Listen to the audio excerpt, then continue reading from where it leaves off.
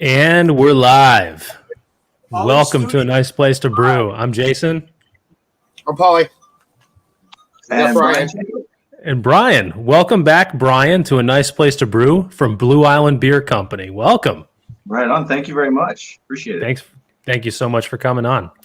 Today is Thursday, September 10th. We do the webcast here every Thursday here on a YouTube channel and on the Facebook stream. Go to our YouTube page. You can see all of our past episodes, including an episode with Brian, which I believe was May of this year. We've done weekly webcasts since the beginning of the quarantine. So if you can't wait till next Thursday to see us, there's plenty of backlog there. We also do a podcast under the same name, A Nice Place to Brew.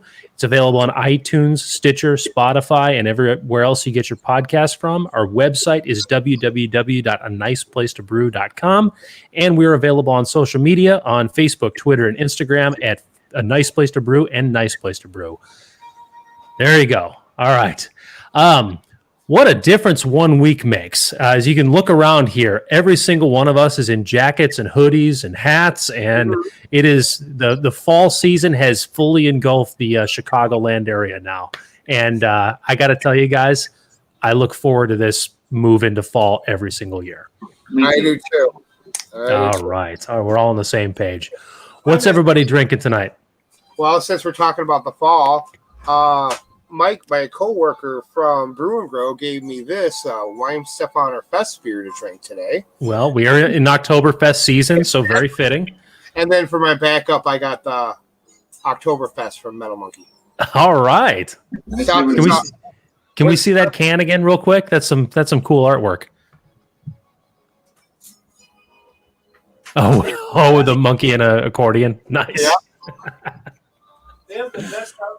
Yeah, what do you got, Brian? I started off just light with our with the Kolsch, the Five Bridges Kolsch, but I brought as kind of a more seasonal. I brought our what is this? This is the Hillside Lager. This is the dark lager of the three that we did in series. So we did a light one. We did kind of a Vienna lager, and then this was the third one off of this. Nice, good deal. So I got homebrew. This is a seasonal Marzen at Paulie. Had a part in the brew day, and it was a lot of firsts. The first spunding, first fermenting under pressure, and of course Paulie's patented no chill. So Paulie got his first taste of this beer over this past weekend, and I think we're on the same page. This is a pretty solid offering. Yeah, it is. I look forward to. I'm going to have to drop a bottle off over at Brian's place here soon. Hi, George is coming. Yes. Hi, George. Hi, George. Sorry. How are you doing? Yeah, sorry. I'm having a little bit of trouble at the moment. Oh, internet problems? I get it. Yes, technical issues. Yep. So, Brian, how are things going over at the brewery? How was it? Pretty cool that you guys had that show getting filmed over there that day last week. Yeah. Fargo was back filming in Blue Island, which is cool. Or at least the production company, because they also do the Chicago Med, Chicago Fire, and PD, and all that stuff. So it was nice to see them back, and they were fantastic. They took over our entire parking lot just for a day, but it's amazing how much stuff they move in and out in a 24-hour period. Wow, that's crazy. Yeah, they were bringing in old trucks, old from the 50s, and blocking everything off, and it truly looked like a time warp. Yeah, I was because I went up there last Tuesday for to hang out with Bridget for her birthday, because her birthday was last Monday, and we all walked down to Rock Island. I got to see all the cars and trucks parked up and down. I mean, because that little part of Western is really cool, because it's all like a bunch of little shops and all that. Yeah, so they've even changed some of the storefronts for their production. So if you look at some of the storefronts down there, they say Kansas City, Missouri, or something like that down on there, and these whatever the fake is. So, and they're just leaving them up because they're using it so often. So, do you know if your friends over at Rock Island is their building getting put into production at all, or is it all north of them? I don't think so. I think it's all further north on Old Western. But okay. they did take over the old Jevons, and they took over front row to make it a saloon. So it was pretty in depth for sure. Oh wow! I'll have to walk next time I'm up there. I have to walk up and down there and check it out. Yeah. It was kind of funny that you had a luxury bathroom sitting outside your door the other day. I was like, I almost went to go use it just for fun because they got the generator running. They bought you a beer for your inconvenience, I think, right? They did, and it was funny because there's only a few of us in there, and the guy's like, really? I got off good. I'm like, thank you. If you want to inconvenience me of parking on the street and you want to buy me beers, I won't say no. I'll park a block away. I don't care. That's good. It's nice to see stuff getting rolling in general back again because we all need it. That's for sure. Yeah, some kind of normalcy going on. Slowly but surely. But us poor people here in Will County are stuck outside for now. That's right. Yeah, and this weather right now has been a reminder that it'll get interesting once it gets cold for a lot of places. Oh, yeah. Oh, for sure. Once it's not very hospitable out in the outdoor garden, it'll be interesting to see what businesses do. Yep.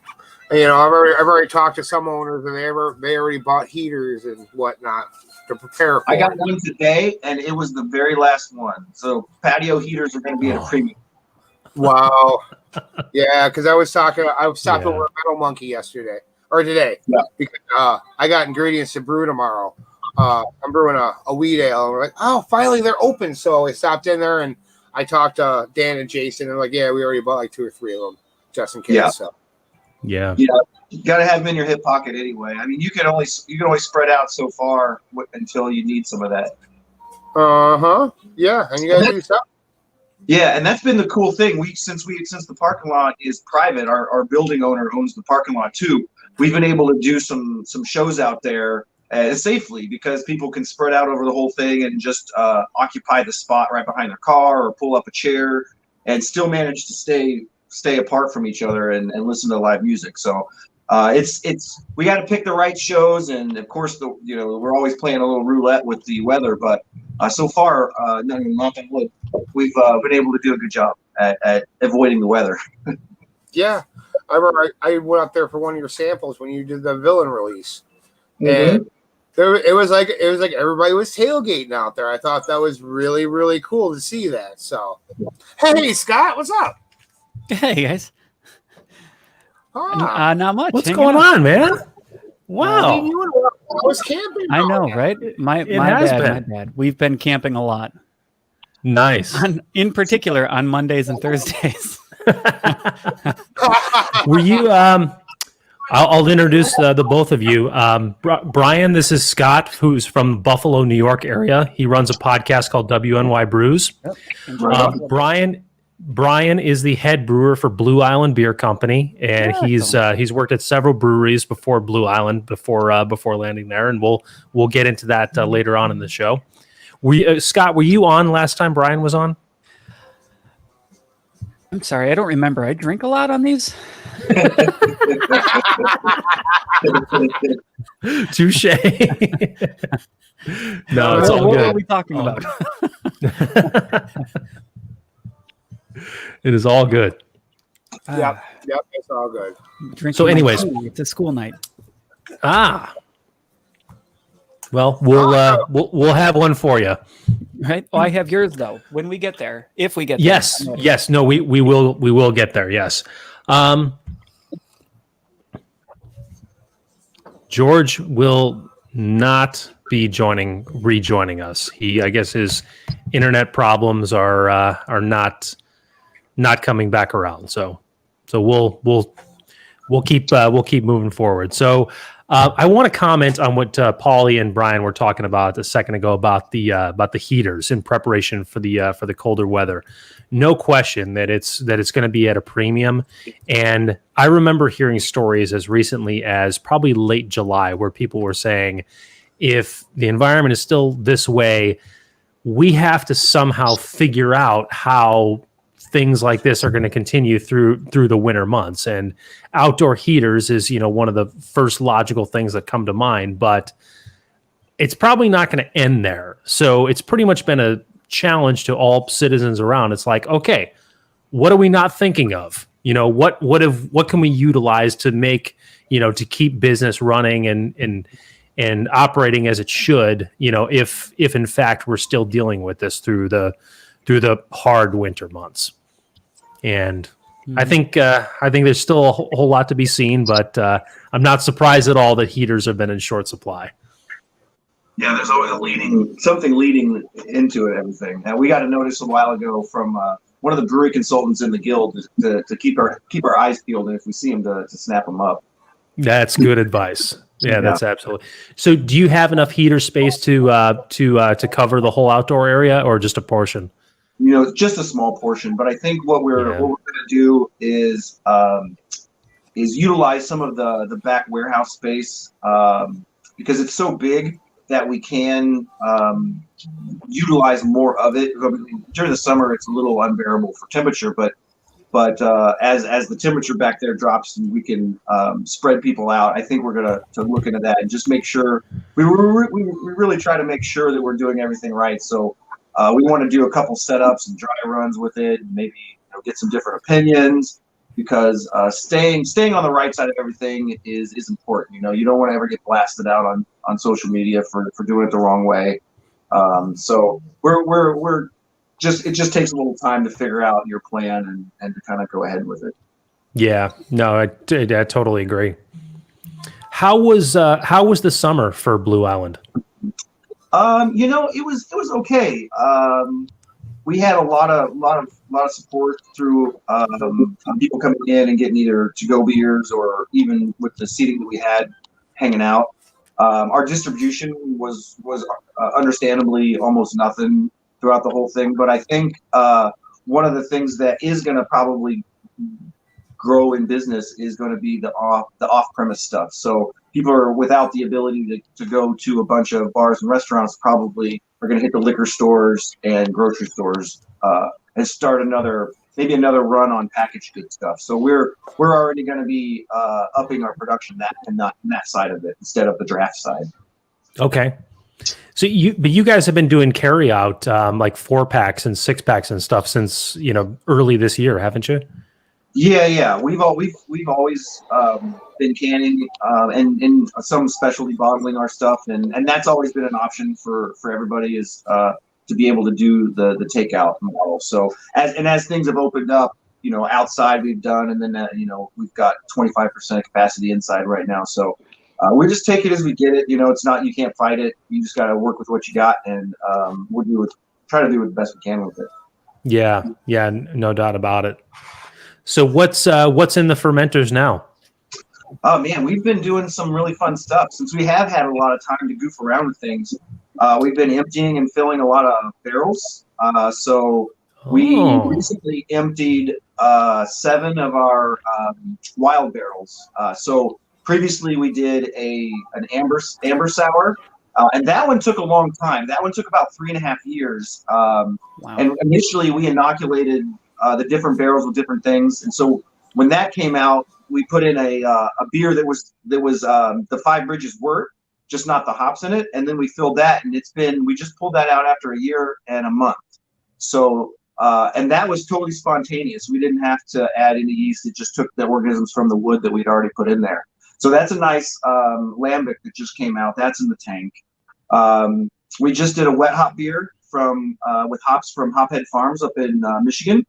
So we got a big load of cashmere hops, and we did it's almost 100% cashmere, and we did that one. So that's in the tank. So that's exciting.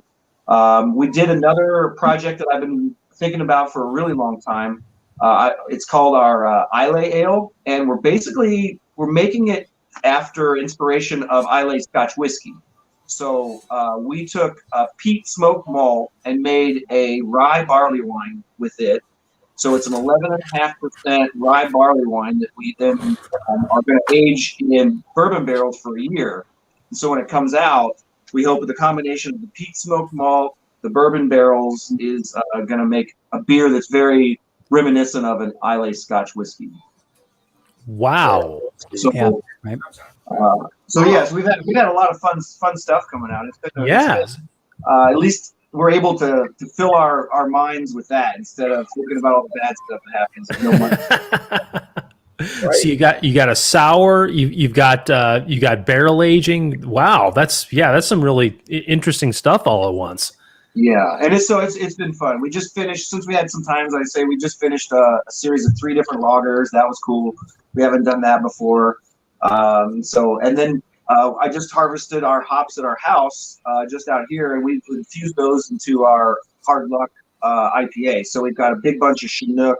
It's a Chinook blend because after a while, sometimes you don't know what the fines are anymore. But yeah, Chinook blend into our Hard Luck, and that goes on Monday special. So we would run special just to get beer flowing.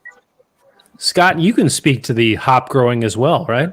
Yeah, we have Cascade and Columbus. Okay, all right. So Brian, which year of the crop are you on now?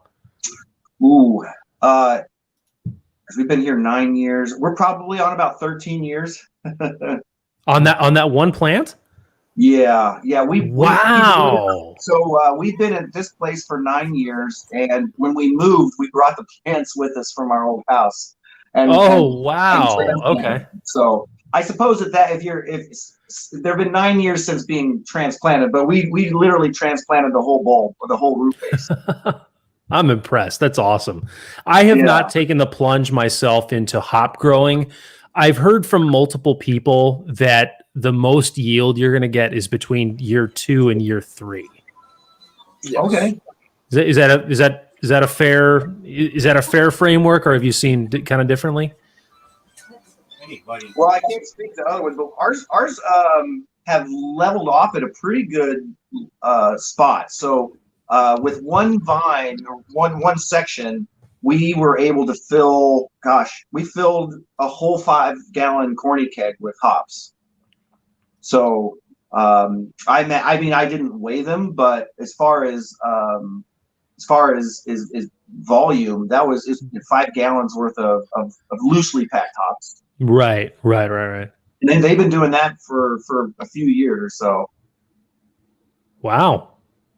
Although we have some that have gone down. I think given the area that they're in is important. It's still amending the soil and everything. So we've had some that really tailed off. So and it could be for sure that, yeah. Yeah. Okay. Oh man, a corny kegs full of loose leaf hops. That's so much. Wow. Yeah, it was, and we did 30 gallons with that amount. So okay, all right. Do you make loose leaf hop batches at Blue Island? Not usually. Usually, so we did a wet hop batch probably 2 or 3 years ago. Same place. We really like dealing with Hophead Farms. They literally bring them on a refrigerated truck, so you can't hardly beat that. So we went with them this year, and they were able to get us cashmere, which we don't even hardly get as pellets. So it was fun to work with it. So we created a nice light beer where the hops could shine, and just interested to see how it came out. Nice. Yeah. Nice. So I've heard that too. There's a sweet spot on hops, and I was actually thinking, because we're 5 years into these ones, and I was thinking about pulling them out this year and getting some new varieties. We only have 2 plants. What varieties are you thinking about getting? I don't know. Whatever comes available early spring. I know it'll set Scott, me back what do you have up there? Right now, I've got Cascade and Columbus. Okay. Yeah. I grew those too. I enjoy growing those. I've grown I've grown Cascade, Columbus, and Horizon. Horizon didn't do too well for me in this area. So I'm always curious to see who's growing what where. And these things are huge. Hopefully Jason can make this happen. Jason, I just sent you a picture. I got a question for Brian from a buddy of mine that sent me this picture yesterday. Okay. Ample time to harvest your hops. Because I had a friend of mine from out here. He said he was at a big box store and he found like a hop rhizome in a bucket at like Lowe's or something. He said, "Fuck it, I'm just gonna grow it for fun." And then he just sent me a picture today of all these hops coming off of it, and I was kind of curious because he was asking me when to harvest. Maybe you could at least look at this and figure out. If you want, I can send a picture to you too, Brian, so you can look at it on your phone. I'm gonna do a share screen. Just give me 15 seconds. Okay. So yeah, I think he said the crystal hops that he found in like Lowe's or something. I was kind of curious about it. Shall we give you a ride? Yep. Got everything. So yeah, I usually look at the I peel them back and look at the lupulin glands on them, and a good indication on them they're ready. Which, like I had a friend tell me that once the tips start getting dried out. I mean, are there telltale signs by looking at it when it's time to harvest, or if it's over harvested or anything like that? well, you definitely want to get them before they start turning brown. You don't want them to brown on the vine, but so when that lupulin starts to get a little darker yellow, that's when it's time to go. Okay, so more like it's just more watching. Yeah, You guys see it? I'll be right back. Let me see it. Yeah. Yeah, hold on. Is there a way we can blow this up, Jason?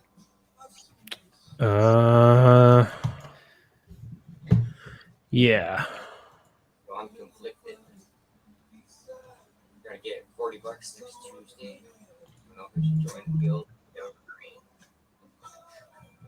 Green. What Paul say? That's what I was talking about. How's that? That's better.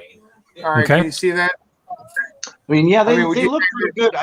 It's going to take really open them up to really Okay. tell. I'll open it up to look at it. Okay. Because But they still look nice. They're not past their prime. If you could see them starting to brown, they're starting. You need to cut them down right away and use them. But for sure, since those don't look like they've got any brown on them yet, so and they certain varieties, of course, mature at different times. So it's more or less just looking at them and seeing when that yellow lupulins, when they start to turn just a little bit golden. So they start off bright yellow, almost like a bright sunflower. Yeah. And so you want to, when they start to turn just a little bit darker, that's when you pick them. Okay. All right. Cool. That's good to know. Yeah. That's really good to know. So. They look very healthy. Yeah, they do. I can't speak much beyond that, but just from the picture here, I mean, those are some nice, healthy looking cones. Actually, Brian, next season, if you want, at work, we actually have a nutrient that is it's based off it's made from it's all organic. It's actually being made from hot plants. Oh, sweet. So, does it help it flower out at the end? Or? Put it this way: we have a flower and grow nutrient. Okay. So gotcha. when you're ready to start giving them flower nutrients, you just swap it. Yeah, sweet. It's an all organic thing. Yeah, I'll get you some next season for you because like. When I wish I could find it. It would take me forever to find it. I'll find it one time. We could post it again, or I'll send you the picture. One of the guys that used to work for Brewer, my work years ago, he took expired samples of that, and he threw that at some hot plants that he had in his house. He posted all these pictures, and some of these cones were bigger than a 12-ounce can of beer. Oh my gosh! Like he literally had a can of beer next to one of them. Oh, are you're you outside? ready to show? Are you showing off your cones now? I am. I'm right. Stare at my cones, gentlemen. Stare at my cones. Yeah, they're still somewhat small, nuggety. I'll see if I can find some of the glands in here, and you can see some of the lupulin. Yeah. Almost there. Well, if I just break it in half, you can see some of the color on that, maybe. Oh, yeah. Smells nice.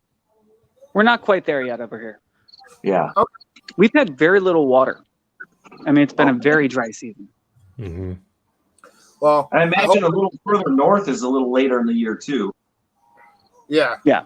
I mean, Buffalo is currently warmer than it is where you are. Yep. at 77 degrees today, but still. Oh yeah, definitely warmer. Rain. Yeah, it's raining by us too. So Okay. Yeah.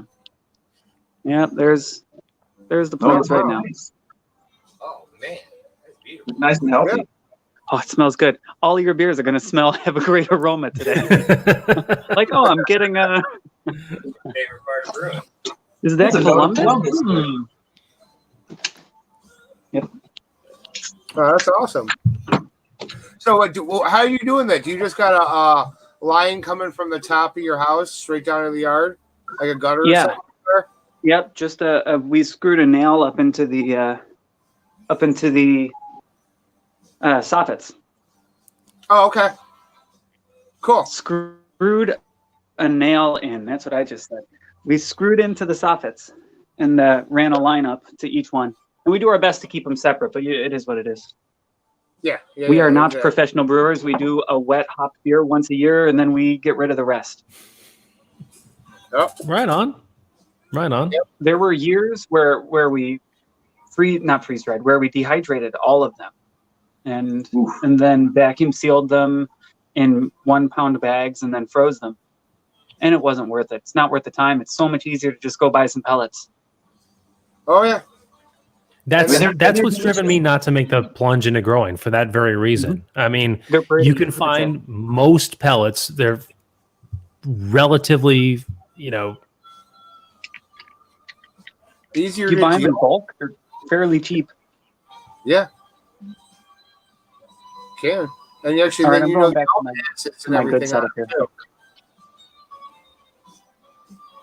but you have. I mean, I guess the one exception is if you really enjoy using a harder to find hop. I heard Brian mention earlier about cashmere, and that's a Yeah. hop that I'm a fan of too. Mhm. That's much less readily available than something like fill Right. in. I chose the two most popular hops at the time. But you're not alone. You're not alone in that at all. Yeah. All right. I'm entering again I on gotta my say good side. though, if I had to use whole hops all the time, it would not be an enjoyable brew ale at all. No, They're- There's a lot of absorption. yeah, a lot of absorption. You got to find a way to fish that thing out of the bottom of the kettle afterwards, and Yeah. so I was part of a homebrew club that a year ago had a group. They do periodic group projects, and a year ago, one of the projects they put out there was for everybody to make a Sierra Nevada clone.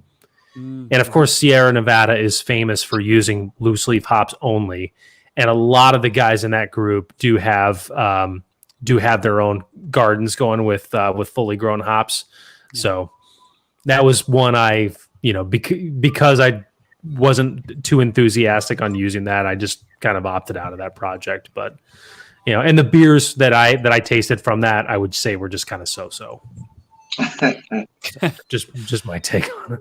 Yeah. Actually, I It's did such a one honor. wet hop beer. Brian actually helped me bottle it that day. Buddy of mine that had a friend. He had a bunch of warrior hops growing in Park Forest. We brewed it, and this was back in my infant days. And Brian's like, "Hey," he came over one day and he helped me bottle a 5-gallon thing of it. And my goodness, yeah, I don't put them in a hop bag or anything. We had to sit there fists away in the leaves from clogging our valve. yeah. Oh, good.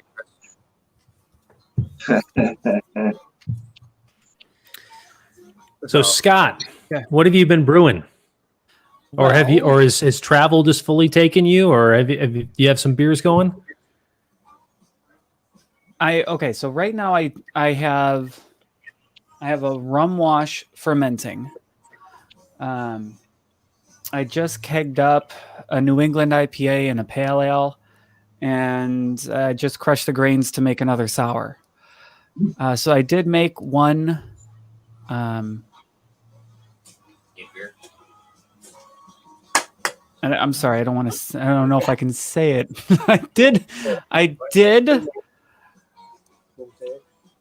I did procure some homemade rum from someone. Okay. All right. I see where you're going. Okay. That wasn't very good. Okay. Not dangerous, but an obvious first attempt on this homemade rum that I was able to get my hands on. So I'm trying again. That's what's going on. Okay. Okay. Right on. Yeah, it wasn't terrible. It's just wasn't great. Okay. I have not taken the plunge in that either. So yeah, I don't have a whole lot on that topic. I'm intrigued by it. I don't know much. Right? Yeah. We did talk about it. We did. Weeks Yes, weeks I ago. I do remember. Yeah. I barely do, but we did for sure. Yeah. Right on. So how's your friend like using that system?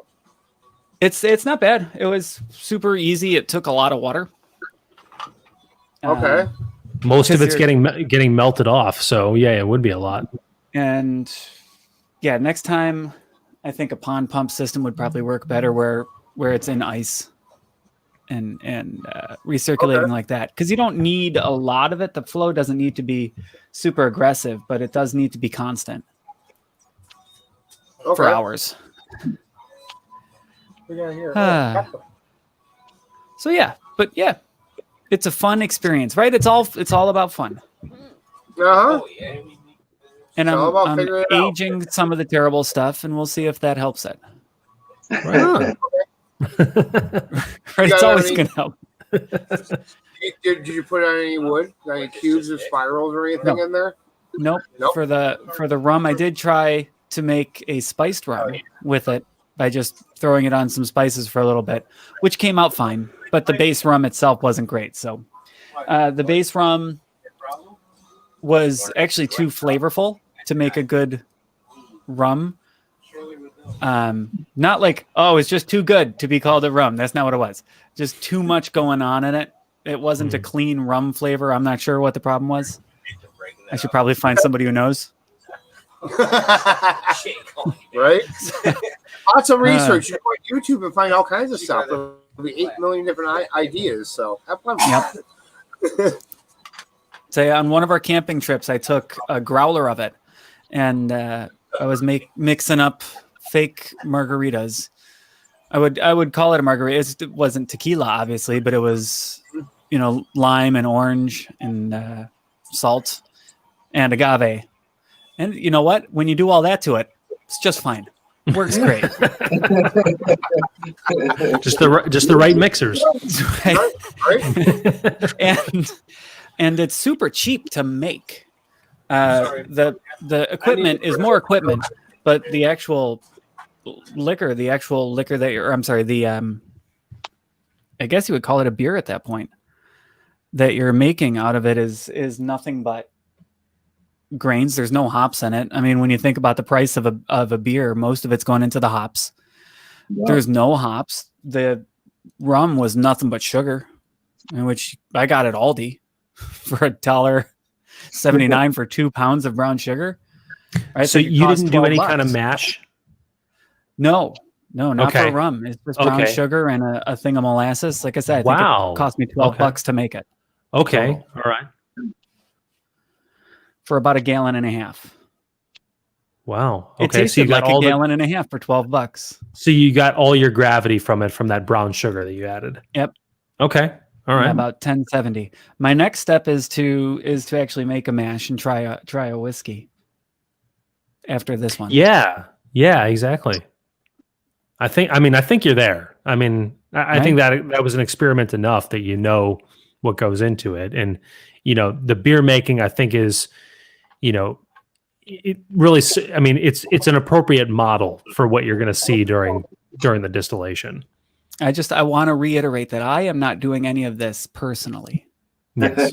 This is all for I'm speaking hypothetically. entertainment purposes. Yes, exactly.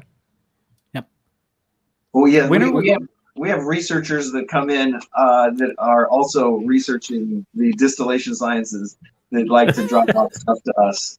And this one gentleman is really, really good. So we were thinking maybe of partnering up with them. I'm also intrigued by the whole idea. It's a really cool side of it that you can do fun things, especially if you're bouncing stuff back and forth with a brewery. There's a lot of brewery distilleries in Chicago that do fun things with, distilling beers and then aging beers in spirit barrels that had those distilled beer spirits in them. So it's like almost like a weird circle. But yeah, that's really cool stuff. I just love hearing people talk about it. Speaking of which, we have being so close to Southern Tier, we were on a camping trip and we went to Southern Tier. Nice. And Southern Tier has Southern Tier Distillery right next to it. And they just released pumpkin whiskey. That was the big thing that they were promoting while they were there. Wow. Right. We were there just before they released it, so we didn't get to try it. That beer has gotten more and more to the flavors. I imagine that the if you made a spirit from it, it'd be pretty interesting for sure. Right? I wonder how much of that flavor would carry over. Yeah, I don't know. Or if they're totally just taking a clear spirit and infusing back in the flavors of the beer. That's true. Also, just to try to recreate a more flavorful base, kind of like those caramel whiskeys that are out there now. Mm-hmm. So that'd be interesting though. I have a sweet tooth, so Southern Tier's pumpkin is, of all the pumpkin beers, I know there's some that are a little more true to actual pumpkins, but that one has been one of my favorites for sure. Yeah, it's not subtle, that's for sure. No, it's not. I've said this to the point of exhaustion on this show, but it's always worth bringing up that Pumpkin has a sister beer, and it's called Warlock, and that's the imperial stout that's got the pumpkin flavored spices in it. And it is not only my favorite autumn beer, I consider it my all-time favorite beer. Man. Yeah. So let me ask Scott and Paulie, what are other autumn style beers that you particularly enjoy? Man, it's super tough. We go for Pilsners because it's Bill's season, right? I know it's not a fall style, but when when the Bills start playing, that's all I start wanting to drink. It's time for Pilsners. Want to pound some Pilsners and have some wings and watch some football. This time of the year, personally, brewing is ciders. Okay. I switch almost totally to ciders because we bought a fruit press last year, and we go pick apples and we make some ciders. Yeah, that's a fitting choice. Yeah, that's really. I mean, what's more March. what's more autumn than cider? Yeah, that's awesome that you do it yourself too. It turned out pretty good last year. Unlike other things, the cider turned out pretty good. One of my friends has a couple apple trees, not a whole orchard, but a couple of apple trees, and they've got some tartness to them, and I think that really helped a lot. Yeah, we have no idea what they are. They were good tart apples. Yeah, I guess you probably, from what I hear, you probably don't want to eat cider apple. They're way too either tough or they're not palatable on that kind of level. Yeah, exactly. Interesting. I did not know that. I remember one year I tried making a cider.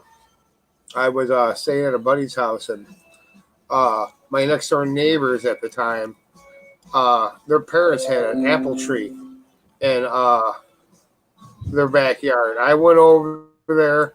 I harvested probably like a quarter of my truck bed, my little Ranger at the time. And I went home and attempted to squeeze with a little worm press enough for 5 gallons of apples. I was like 9 hours into it. I got about 3 gallons. I abandoned project for the day, and then I kind of forgot about it. So I did all that work for absolutely freaking nothing. I should have just put some yeast in those like 3 gallons. Yeah, you just set it out for some spontaneous fermentation. Right. I should have probably just done that. That probably would have been more fun, to be honest with you. Yeah. But at the time, I was bouncing around, so I wasn't at the house I'm in now, so I couldn't commit to it. So whatever, it is what it is. I'll try it again. I have an apple tree in my backyard, Oh, but I need perfect. to talk to like a tree guy because I'm noticing things with my apples that I'm not happy about. So I don't want to use them in my beer if there's things on the apples I'm kind of afraid of. Can I round out my fall beers by saying I generally don't like things too sweet, and so fall beers sometimes hit too sweet for me. That's fair. Like even Christmas ales, I don't like Christmas ales. This time of the year for me is I mean at best a Vienna lager, but it's Pilsner season for me. Okay. Right on. Until March when it becomes St. Patrick's Day, and then it's Irish Red season. Yeah. Yeah. And then it's just IPA season. I have 3 seasons. That's what I'm saying.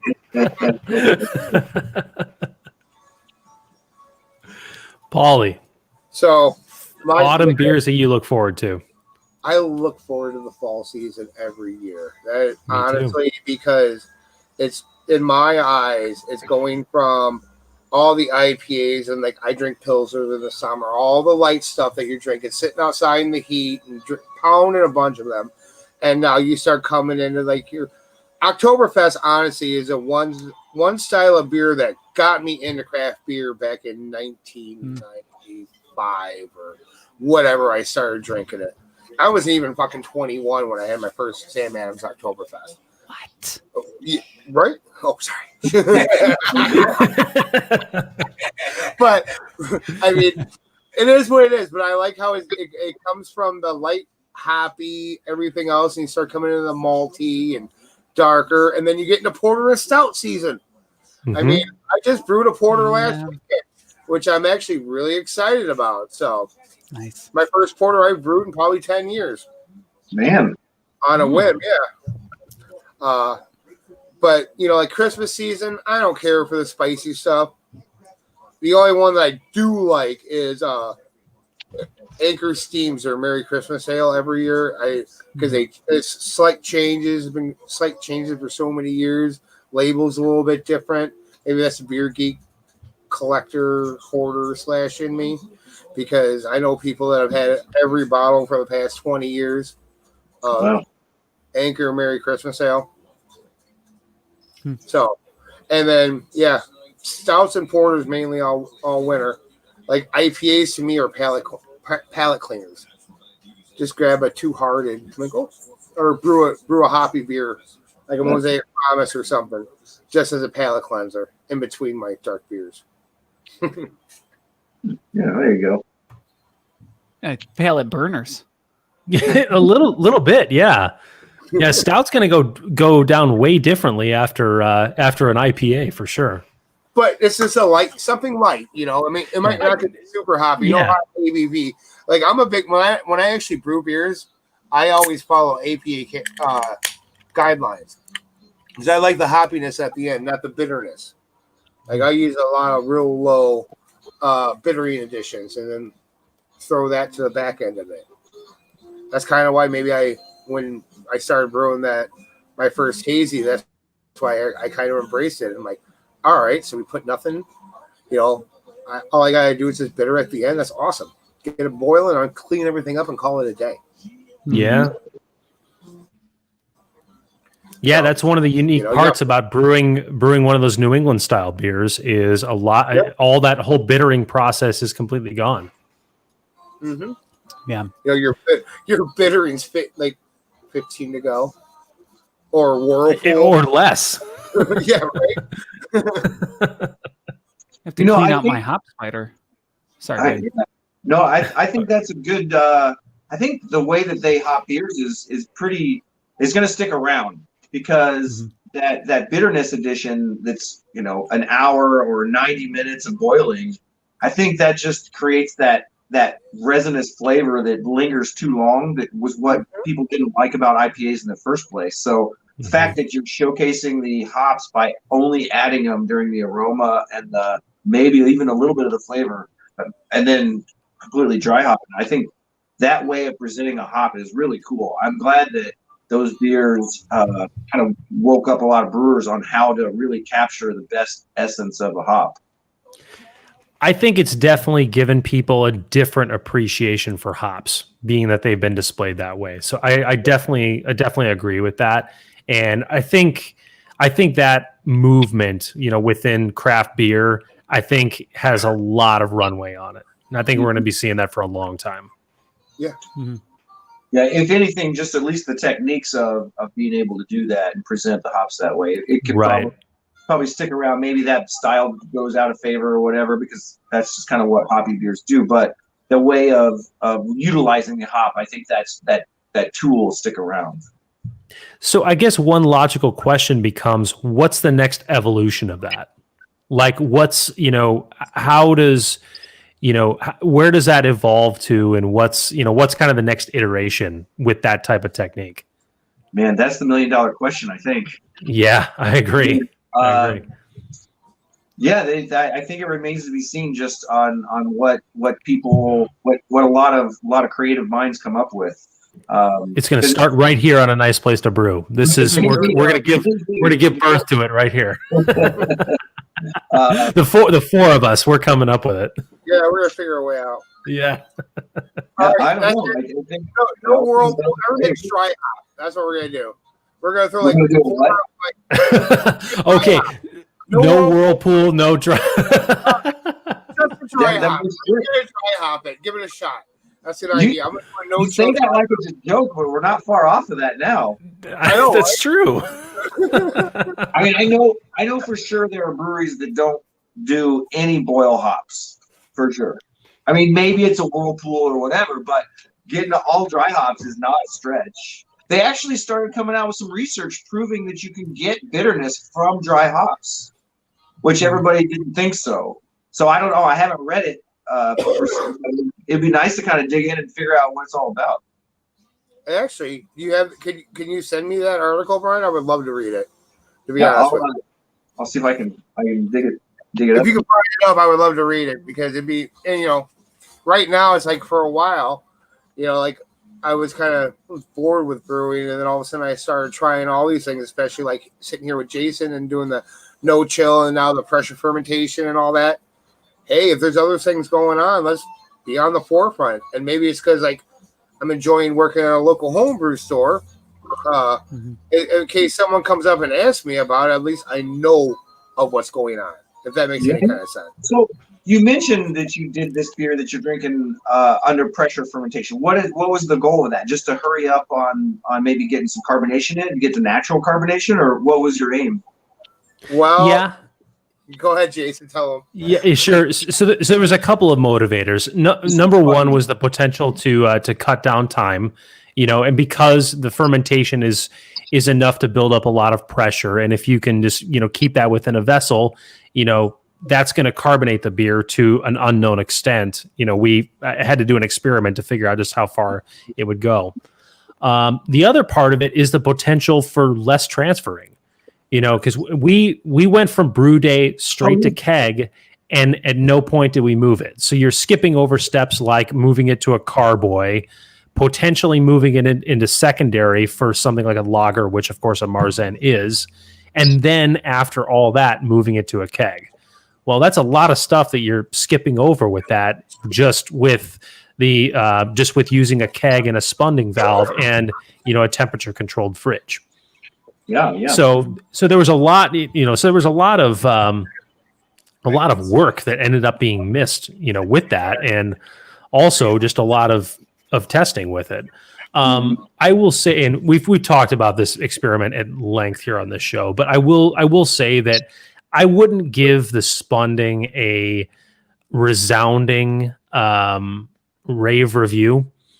Because I think there was a lot of headaches with the valve itself that I feel like, was more trouble than it's worth.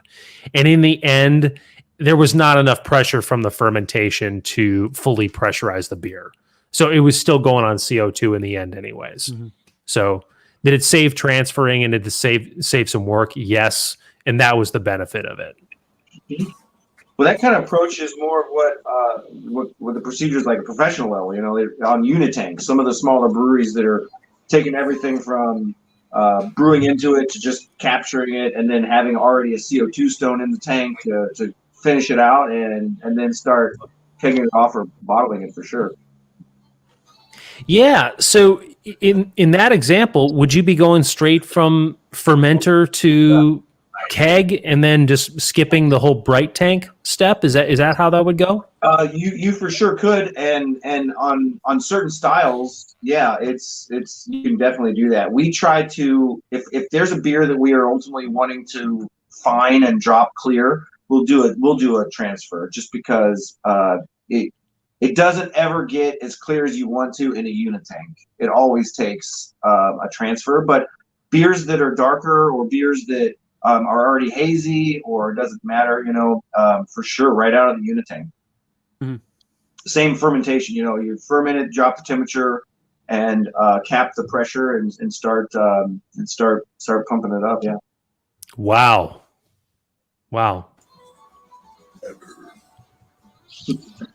On that note, I feel like that's the perfect lead in. So, Scott, can I put you on the spot, and can you give me a review here on the webcast? Yeah. Which one do you want? Black cap or silver cap? Silver cap. Okay. Oh, you said Scott beers? Yeah, George too. Okay. Yeah, I went when I saw you on Saturday at Brew and Grow. I had just come back from the post office. I like the smell so much. Yeah. Okay. All right. Is this beer gunned or is this bottle conditioned? Beer gun. Okay, so I'm going full pour. This is a big moment for me here. you and me both, Polly. Right. We both had a hand in this. Can you see it? Can you get a good Yeah. look on it? Hold on. There it is. Yeah, this is that pressure fermentation one that we were Right, Yeah. it is beautiful. I mean, it's clear. You Yeah. can see me through it. You Right? can see you in it. I love a good clear beer. Yeah. Taste. He's working on it. This is super good. Oh, Oh, I like this Right, a lot. okay. It's malty, not Yeah. a sweet malty, but it's a huge maltiness in there. All right. I'm feeling good about this. oh no. So this one was under pressure. Yeah. Yep. You know what? Yep. All right, it's settled. Jason, we gotta get some bottles over to Brian so he can try. this. That's 100%. Yeah. Sorry, Brian, we owe you some bottles of this. So Yeah. That'd be awesome. Yeah. I'm excited to try it. Give me just a couple of days, Brian. I will gladly have some bottles out to you. It makes me want to ferment under pressure because it's got a really great malt character Yeah. to it, Yeah. which is what you're trying to keep in there when you're doing pressurized and trying to transfer as little as possible and keep the oxygen out of there. You're trying to keep. That you just hit on a key point is if you're getting away from all those transfers, you're eliminating that potential of exposing your beer to oxygen. That's a big advantage of doing that. Yeah. the only thing I would suggest with that, because after him and I talked, if you're gonna do this, I would dedicate a keg to it because use that floating dip tube that we've talked about in the Yeah, that's a good idea. Just because you always get that stuff on the bottom. We cut the tube off. I don't think we didn't do too bad with that with the pressure fermentation one. But You know what, Paulie? I think this whole experiment worked thanks to that shorter dip tube that we used. Because we didn't go with that floating dip tube. If we didn't, then the end of that dip tube would have been straight into the trub and nothing would have pushed off. and the yeast cake and everything else. Right, exactly. Yeah. I don't want to oversell it, but this is really good. Wow. Thank you. No, Yeah. that's a great compliment. I'm very proud of this. Him too. It was something. It was kind of funny because we got taught at work about a year or so ago. Someone was asking about it. I'm like, I have no idea what you're talking about. And then they were like, okay. And we started talking. And then here we have been talking about this for the past few months. And I've done some research. I'm like, let's try it.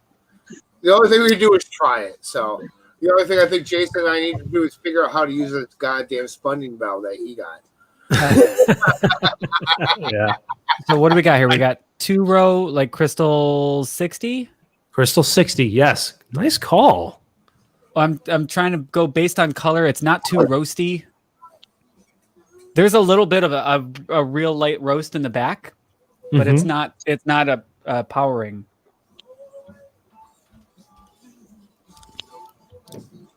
No, it's got a malt.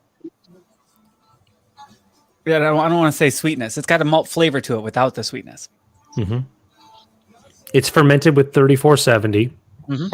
And fermented at 64 degrees. Hops, like super light on the hops. Yeah, light on the hops. Hallertau was a 35-minute addition. We used only half an ounce, and then another half ounce of Hirschbrucker, 10 minutes to the end. And then what you set the pressure at? At what did you set the pressure? There was no setting of said spunding valve. It went off. Okay. It went off the end of the dial throughout the entire fermentation. All right. Yeah. Like the way a have two of spunding them. valve is supposed to work is you set a pressure and then Correct. let's say it's 10 psi. When you reach 10 psi, it'll automatically pull its relief valve and it'll go back down to below 10 to where it should be. I know this. This is for Brian, right? I'm saying it for the audience. No. No, I'm just being a jerk. Well, okay. So Making fun of the pro brewers. That's what. Punching up is what they say, right? punching up. Punching up.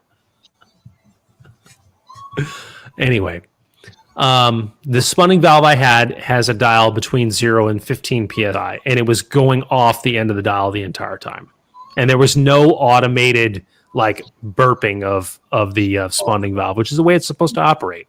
Right. So fortunately, I work from home, and I am able to go out to my garage every few hours to pull the relief valve. Wow. That's the extent that it was working. Yes. All right. So- So this is not a set it and forget it thing. No, with the valve that I bought, it was not. So I guess that's a word of advice to people out there: don't go cheap when you buy a spunding valve.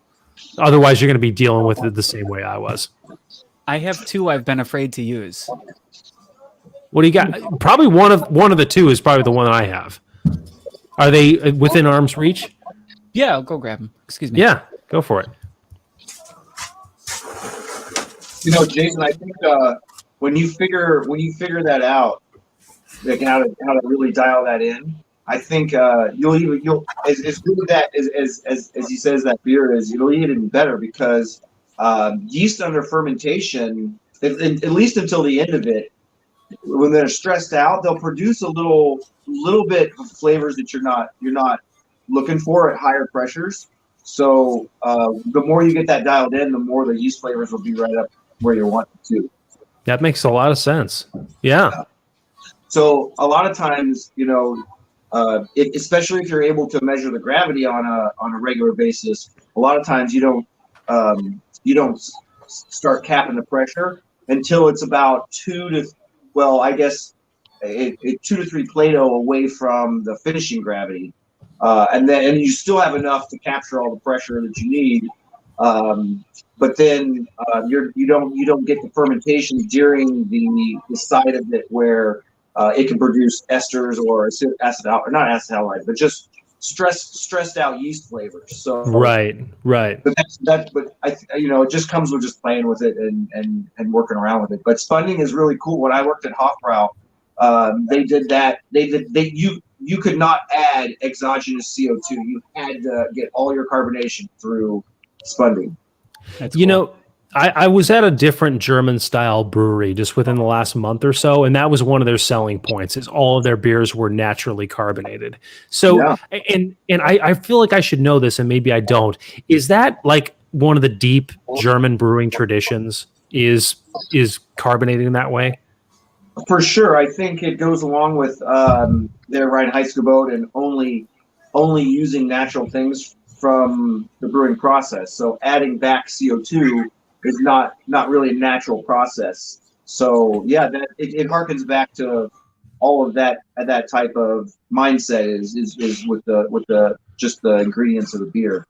So although as the modern Germans started to develop kind of workarounds, getting around adding CO2 was one of them. So if CO2 was captured from a fermentation, as it could be built up and still put back into a beer as long as it was captured from fermentation. It couldn't just come from an industrial source, but if they captured it during fermentation, it could be used anywhere and you could inject it in the beer. So it was funny how they get around their purity laws sometimes. So here's my spunding valve. Okay. I have all two right. of them exactly like that. Okay. All right. And again, I've just been afraid to use them. So Brian, you were saying that you want to let it go freely until 2 or 3 Plato before your final? Yeah, that way the yeast are much healthier if they're not fermenting under pressure. Right. But and it may be different Platos just based on your system, but for sure the least amount of time to capture all the CO2 that you want to capture under pressure is best. Okay. Good to know. Thank you. Yeah. You want them to ferment in pressure-free environments as long, but obviously you have to do it at some point. But right. the idea is after you get most of the fermentation done, any flavors that you're going to get during that pressure time are slim to none. So. Mm-hmm. All right. You know, it's funny when you go and you see some of the old breweries and you think, well, you want to keep things away from oxygen as much as you can. Then you go to the old breweries in Bavaria or Belgium, and then you see all these open fermentation tanks. Yeah. There's so many things that that don't play out when it comes, like when you see stuff like that. You're drinking a fine beer and you figure out how it's made. How did you do all that and I'm still drinking an awesome beer? Yeah. So, but it's cool that some of those techniques just kind of go around a lot of the ways that create the bad flavors, I guess. Right, Jason. What is this second beer now? Is this a pale? You said this is the my first try at a New England IPA. Oh, okay. Do you want me to wait on this one or should I? Yeah. Go ahead and wait on it. This is an autumn beer conversation. That one's kind of going in a different direction. And George is not here for this, which I'm sad to say that. I wish he was, but do you think he's watching technology? Is he commenting on the YouTube? Oh, he was. He was. I'm not totally sure if he still is or not. That's a very good question, actually. I'll find that out when we're done. Okay, so segue into something else. We want to talk about a recipe tonight, and I think this is the perfect setting for it. And this is a project of Polly's that he put together some time ago. And Polly, if I remember correctly, you have not done this in a while, and you're looking at this again. I haven't done this in a few years. Actually, I developed this recipe because my sister's father-in-law has been home brewing for years, who now works for another brewery in Indiana, Malt Brothers in St. John. And he gave me a bunch of ingredients, right? And he's like, hey, I can't do this. I'm working. I don't have time to brew. So I actually threw this recipe together before I knew about software or anything like that. And I've done it, and I loved it. And then I decided to add fruit to it or flavor it with an extract. And I brought it to the Frankfurt Bluegrass Festival for many years. I'm sure Brian's tried it. The blackberry wheat I did. And then all of a sudden, next thing you know, it's like I had, ever since I've been over here at Uncle Rick's brewing, my creativity's coming back. I mean, Jason, I was telling you, Jason, tomorrow will be 6 batches in 4 weeks. So we're doing pretty good. Awesome. And we're actually, I had to make sure I brewed tomorrow because he's outbeat me in batches in a fermenter, so I had to at least be even with him. I mean, I'm helping him out with the system. I was thinking about that earlier, oh, thank God. I'm trying to keep up with Uncle Rick here, so. But, I mean, I was when I did it on my phone, it was it was funny because I was playing with the two different styles. I threw it under an American wheat. 2 or 3 were pegged. And the couple that were pegged I didn't care about, but then I put in a fruit beer and everything was in parameters. But the only thing is it was my color that I would like to bring up a little bit more. So once Jason can get that thing posted, we can talk about it. Because you want to talk about the style before I've got it right here. Before I bring this up, you want to talk about that? Oh, just like because I was making this for a fest and there's I was bouncing back and forth between American wheat and fruit beers. And American wheat. Okay. I missed that part. Sorry. Okay. Yeah, here we go.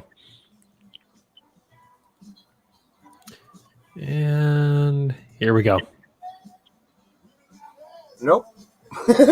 Come on. What the? Right. No cussing. This is a family show. I mean, I can tell you what I'm doing right now. Legally. Here we go. Got it. All right, there we go. All right, so there's 5 pounds. I used to use 2-row, but I fall in love with Golden Promise, making all these mosaic promises. I'm throwing 5 pounds of Golden Promise, 6 pounds of white wheat, half pound of Victory, and a half pound of Carapils. And what half ounce of Citra for bittering. And then another half, was it a half or an ounce of Saz? It was a half ounce of Saz at 30. And then an ounce at Flame Out, Whirlpool, whatever we're calling it. I'm using American wheat yeast, 1010 from Y Yeast. And then my flavoring, I'm just doing those extracts. And all I do is just dump that in my fermenter and rack right on top of it. So my question is, if you look at my parameters, I'm pretty close, but my color. I want the color up, but I don't want I like the flavor a lot. Brian, what about Golden Naked Oats? You're the one that turned me on to this one. Would that bring my SRMs up if I had like a half pound or a pound of that recipe? No, so you've got Yeah, I don't think that's not going to bring it up too much. Just because it's not a heavy, not a high color malt. How much are you wanting to change it? What's the difference in the color you want to get? Okay, if you look at granted, this is on Beer Fifth. I just wanted to come up just maybe I don't know a few SRMs. Hold on, probably maybe 10 SRMs. You know, I would look at different base malts because there are certain. So you can get some good color with different base malts, but ultimately, if you're wanting to do color without too much flavor impact, you can always do the Cinnamar or something crazy, but just a little bit of it. All right, so this is actually kind of funny. If I were to use 2-row over Golden Promise, would that bring up the color a little bit more? You know, I don't know exactly what those are, but you could start to move into something. You could even include something like a Vienna, and not much of it. So I would pick something. So when I want something not to be toasty, I'll pick Vienna over Munich. But both of them being at about 10 to 12, or around 10 Lovabond, they add color without a lot of flavor impact too. So if you have a good percentage of your malts that aren't, the Vienna or something, you can infuse that, and you can watch that color bar go over until it's in the range. And then once you see how much of that particular malt it takes to do it, to decide if that's okay with you. Say it takes in a 10% Munich or 20% Munich or Vienna or whatever you pick. If that's too much, obviously you can choose a different malt. But those are easy ways to pick because those are still Vienna and Munich. You can still use those as a base malt. So you're losing any fermentability with those malts, and you're adding probably triple the color of a Golden Promise or a 2-row, because those are 9 or 10, and really, as far as the flavor, they're not that big of an impact if you're not using a ton of it. Okay, that's good to know. Actually, So, cool. Yeah, Thank you. I would say almost like a Vienna. You can kind of subtly bump that color up. So just change and say you like Grand Golden Promise this time is an experiment because I used to just use 2-row. So maybe change it to try it with Vienna or Munich and see if it gets me happy in the where I'm looking at, because this is one of the very few beers that I've been playing with to where I want everything in like somewhat down the middle. Like sometimes I'll make beers like when I made my porter, the color was a little bit darker. I'm like, whatever, I've made this before, I enjoy it. And a couple of them were like, hey, look, your ABV is higher than it's supposed to be. Oh, damn. I guess I can't drink it. So this is one beer that I've actually been developing for over 10 years. And now that I paid for software and I just kind of want to mess with this a little bit more. And well, I would say if on something like this where a toasty flavor isn't welcome, I would say definitely use Vienna over Munich. Vienna is a sweeter malt than Munich. Yeah. So yep, exactly. I'm just wanting kind of because you've had this white wheat before I even threw the blackberry at it years ago. Yeah. I was interning for you when I brewed this, and I came into work. I'm like, here, try this one. Yeah. Right. I'd say there's some other fun malts too on the markets now that are interesting. Like I think Best Malts puts out a Heidelberg malt that's darker than usual. So I would look through the catalogs too. There's some fun experimental stuff that you can always goof around with too. Speaking of experimental stuff, I brewed with Red X earlier this year to make an Irish red. Yeah. I was very. I had a beer at a lager brewery in the area, and that's what kind of brought it to my attention. And brewing with it was very cool. Yes, we used that almost 100% in our. It's been a grip Irish red ale, and I love the fact that it had the perfect balance between malt sweetness and toastiness for that style of beer. For that color of malt, it's perfect. Agreed. That's awesome. Paulie, the one thing that's unexpected looking at this recipe is you're not getting extra Lovibond from the blackberry extract. Is this just a bottle of clear stuff? No, it's all natural stuff that you've seen. You've been at my work. You've seen those things of oh yeah, here it is.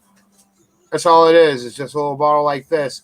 And it's kind of funny because, like, I was reading the directions. Like when I first started working there, it's from Brewer's Best that makes all those extract kits. Like I did it on a whim one time, and I remember bringing it to a JBG meeting. This may have been before Jason, you remember. And I had Metal Monkey guys coming up to me like, "Hey, this is really good. What did you do?" I'm like, "I just dumped this in my keg and I transferred right on top of it and ferment and pressurize it, and here we are drinking it." And ever since, and then one year I on a whim I brought to Bluegrass Fest, and a lot of light beer drinkers and ladies were like, "Oh, this is amazing." I brought it every year for many times, so this is one of these. And a friend of mine's going through some troubles right now, and here I am with my creativity coming back with helping Uncle Rick and talking to you guys and brewing again. I just decided to revisit this beer, and I'm going to revisit a few more. Hell, like I said, I did a porter for the first time in 10 years. So I can totally see why Bluegrass Fest would be all over this beer. Yeah, totally can. And I think Brian's advice about changing up the base malt, I think is great advice. Yeah. And I think the outcome of that would be really, really good. I was looking it up while you were going through that, and Brees makes a couple of Munich malts. I mean, they make a dark Munich malt at 30 Lovibond. I like that one. I mean, we use that in our Hillside Dark Munich lager. That's a really nice malt. I like that one. Does it add much flavor to it? I mean, I assume if you add enough of it. It does, yeah. Well, we haven't really used it in a lighter beer per se. We've always, when we've used it, meant to get the toastiness out of it. But that's all it really does. It's just a light toast. It's not, you don't get any of the roastiness character with it. But I don't know, maybe in a wheat beer, it's a little dark. I was looking for a darker wheat. Yeah, they make some Caras too, some Cara wheats. Wireman does, and I think maybe Best does, but otherwise, have you thought about food coloring? Couple of drops. You know what? I have this one style of beer that has been like my Achilles tendon. I haven't been able to do this in my 10 years of brewing. I've been trying to do it. I want a hoppy red ale, goddammit. And every time I attempt it, it's another brown. I'm like, I could look at my brew book and I'm like, all right, it's like attempt 1, attempt 2, another brown 2, another brown 3, another brown 10. I'm done. And so, like we were always joking, me and my buddy that were brewing together. I'm like, should we just start getting red, food coloring? Just drop it. It's red. Call it a day. Some beet juice. That's where that Red X comes in. Exactly. I think that's your answer, Paulie. I mean, Red X can be a specialty or a base malt, and I think that's your answer. Oh, I do remember hearing about this. All right. Yeah. I think, isn't it like 12 Lovabond, Brian? Am I right on that?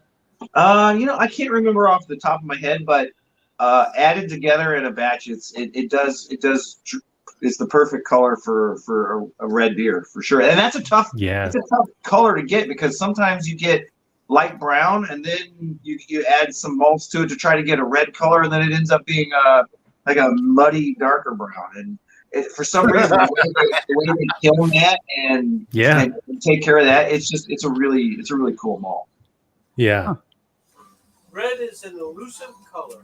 Yeah. Red colors, Uncle Rick says. Exactly. Yeah, I'm looking up Red X right now. I've never used it. Yeah. So you can use this as a base grain? I did not know that. I thought it was you can use it up to 100%. Yep. All right. I use all my grains up to 110%.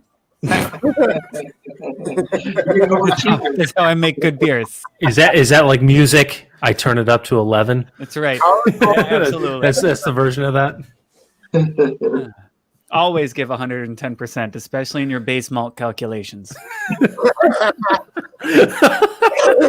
Just depending on your yield. That's right. Might have to be more. I will be right back because I'm empty, and that's sad. Right on, man. Oh, did I miss Scott talking about your hazy, or is he going to get that? No, we're gonna save that for another time. Okay. Yeah. Yeah. You got my feedback the other day, so Yes. No, honestly, it's mainly out of insecurity on my part, because I'm much more confident in the Marzen than I am the New England. No, I get it. That Marzen was good. I tell you, that flavor was there. You got the hop characteristics there. You just Okay, all right. to work on your grains, because it was like a dark hazy. Yeah, and I've made a lot of double IPAs before, and they've all been that dark. That's the color I always get when I make a darks, and especially because I'm dry hopping, and that's going to add a little color each time too. You know what? Next time we'll sit around and we'll sit down next when we're bottling. We do this bottle day coming up of the Marzen. Yeah. We'll sit down and I'll show like I said, I gave you the grain bill and everything, and we can compare what's going on. Actually, I had a friend from the area asking me questions about a hazy, and I sent it to him, and from what I put on there, he made a few changes to his, and I'm kind of curious to see how it turns out. So, just like how I helped you out, you guys, let's have fun with it. I'm already getting ready. I'm getting ready to change Folly's truck because the one hop that I won the awards with, I can't even freaking get anymore. I mean, whatever. I just gotta figure it out. Cryo. Actually, Brian, I'm going to ask you again. Can you find me Cryo Palisade hops? I would say He knows a guy. have a lot of that stuff. You can go to YCHhops.com and you can buy spot hops from them on 1 pound basis. And so I would check YCHhops.com. You might have to register to get into their spot hop part, but you can every year when they come out with them, you can just see, you can buy them right away. But that'd be an easy way, I think. Okay. To try to find them, because when they come out, they do have that variety. I just don't know how long it lasts in India. Oh, okay. Because the only time I've ever used them was Dan and Jason over at Metal Monkey. I was when Will County was doing that one competition, I was telling him how I was doing it. I was telling him how I was using cryo. He's like, "Hey, I got some of these cryo Palisades. I only got an ounce. I'm not going to use it. Do you want it?" I'm like, "Yeah, sure, I'll take it. You want me to buy your?" He's like, "Just take them." Well, the other thing is they're making a lot more cryo hops now because of the popularity, so the inventory dropped. So they're a little easier to get than they used to be. That's Okay. good. Those hops are awesome. I love cryo hops. And the right beer. I mean, otherwise it's going to waste the money. Yeah, and I've had those. I tried those Palisades before. Like I doubled up one time, and I thought they were really good. Actually, that intrigues me. I need to do a smash with them just to get a full spectrum of it. So, yeah. I mean, like you told me years ago, like if you want to learn a hop characteristic, do a smash. And that's what I do with a lot of hops. With this smash beer too, we're just interested in the real flavor of the stuff. So. Actually, I've used cashmere at one time in a. Is this your first time using cashmere? Because I saw that post you put out. It's your first time using cashmere. Yeah, it has almost a white grape taste to the hop. So yeah. I feel like that's one characteristic already. It was still needing to condition a little bit, but that's the one characteristic we could get from it so far. Okay. Yeah, I did it in something crazy, and I tried it. I liked it. I love the whole, this whole new hop thing. Like I had a pound. I'm sure I asked you. I remember asking you about those Michigan copper hops, and I had a pound. I used it in one beer that poor guy. Everybody, Jason was the only one that got to try it because I had it at my house. We stopped by for a minute, and I don't know. Let me ask you this. So I had that hop in my fridge, and then we had that storm that came through a few weeks ago, and I was out of power for 3 or 4 days. And should I just go ahead? I kind of held on to those just for sentimentality, or just get rid of them, chuck them, call it a day. Are they pellets or are they? The pellets. I would give them a whiff, but they shouldn't degrade too much. I mean, you got to think of it, when we get hops sent to us, they're sent with no refrigeration. So, I mean, 3 days isn't terrible on hops, especially if they're not wet hops or they're something perishable. And if they were sealed the whole time, or had you already opened? They were already open because I already. Like you said, I'll give them a whiff. If they smell like hops, I'm going to use them. If they smell like everything else in my fridge, that was in my fridge, I'll get rid of them. I'm not going to brew it. The best way to put smell like pot roast or some shit. Yeah, right. Yeah, pot roast or leftover pizza or Italian sausage. I forgot to eat that night before. Yeah. Chicken that's been around too long. Yeah. Exactly. We might infuse hops with aromas of other savory foods, and then there you go. Then you use the hops in beer. Okay. Oh, that's bold. Chicken Cascade. I'm dubbing this now right now. Chicken.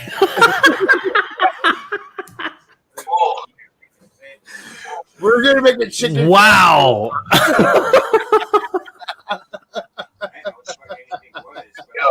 We got to run this by the JBG guys.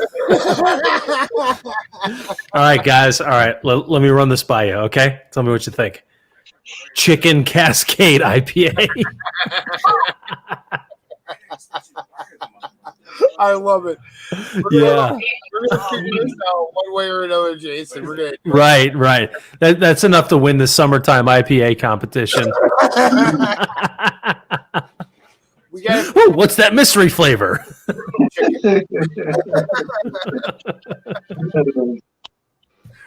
All right, boys. We'll marinate the chicken in the hops, and then we'll brew with them. Urinate on the chicken? Marinate the chicken on the. Oh my god! We don't need a salmonella ale. No This just keeps getting crazier. I mean, it's gonna be sterilized and boiled anyway, so. I mean, are we this chicken? No. Is this gonna be a bitter and aromatic chicken?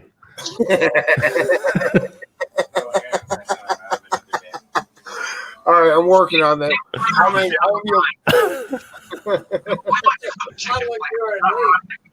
Right. All right, boys. All right, ready to round it up? Yep, let's round it up. All right. Thank you so much for turning into the webcast. Thank you, Polly. Thank you to Scott, and thank you, Brian, for joining us here on such short notice. This was awesome having you. Brian, you want to give out your info? The website is blueislandbeercompany.com. Do I have that right? Beerco.com.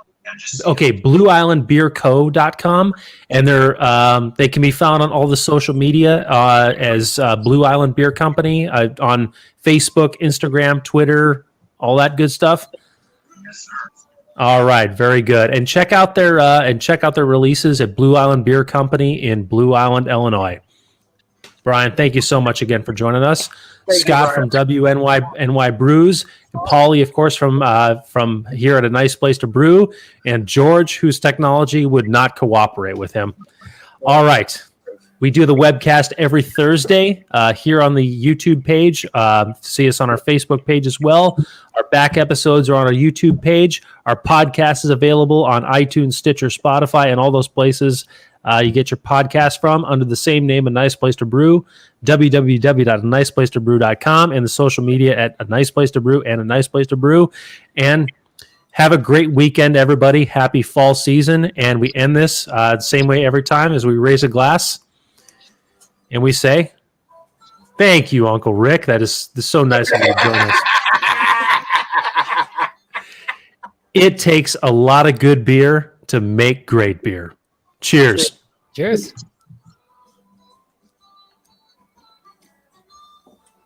And Brian, thank you. I learned a lot tonight.